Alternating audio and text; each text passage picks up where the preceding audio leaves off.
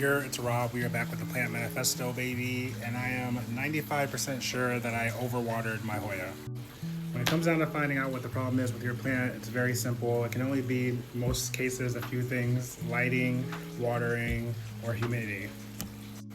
My Hoya was outside, kind of under a pavilion, and I thought that this little awning or umbrella was like covering it, so I was kind of leaving it out there during the rain and things like that, and I just didn't think it was getting that much water on it, but I was not thinking. All right, so let's just take you on over to it.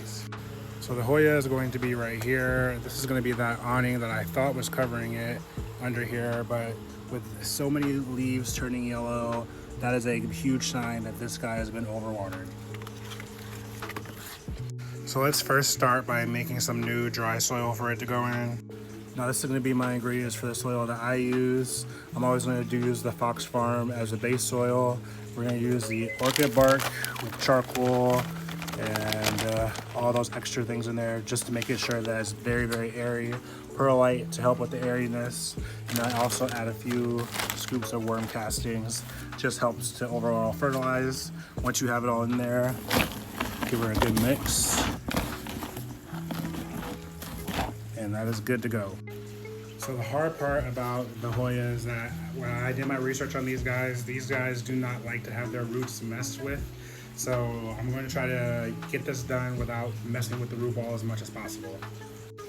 Like I said, with this guy being so yellow, that's how I can tell that it's been overwatered. Now let's try to help it.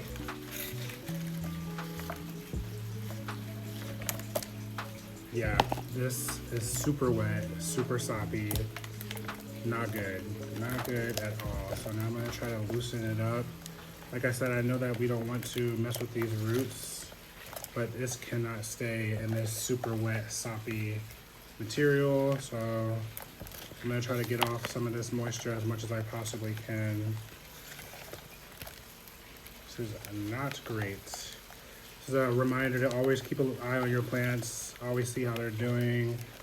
Always check on them. If I would have noticed this a little bit sooner, I probably could have helped this situation a little bit more. Overall, it's my fault, not the plant's fault. So that was overall rough. As I was trying to, get some of that dirt out, a lot of the roots actually were, enmeshed in that soppy material. So I know Hoyas have a hard time with their roots. So I'm gonna hope for the best with this guy. I put it in some new soil, some dry soil. Usually when you put things into new soil, you actually water, but because this guy was sitting in so much wetness, I don't want to give it any more water.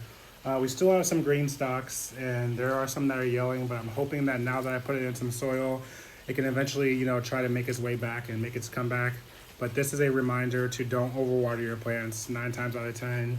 If they're sitting outside, they're getting more water than they need. Keep an eye on them if they're outside. If you're in a place like me where it rains often, you need to be keeping an eye because this happened so quickly, I didn't even notice. So this is your reminder.